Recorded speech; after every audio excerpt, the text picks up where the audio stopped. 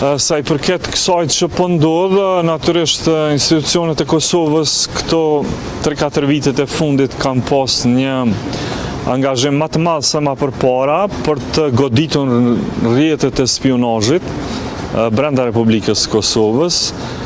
Këto kryesisht kanë ardhur, është një rrjet i spionazhit i kontrolluar, i financuar dhe i orkestruar nga Serbia.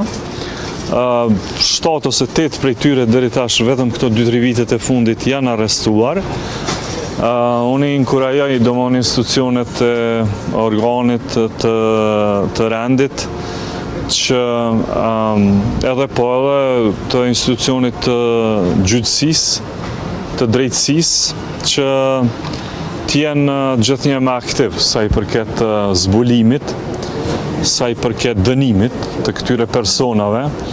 Qëllimi i këtyre është shumë i keq, tentojnë me destabilizu Kosovën, e performojnë një luftë hibride dhe speciale kundër personaliteteve të caktuara, kundër qeverisë, kundër kryeministrit Kurti, domethënë qëllimi i tyre është ky. Prandaj përshëndes çdo arrestim që është bërë edhe këto javët e fundit.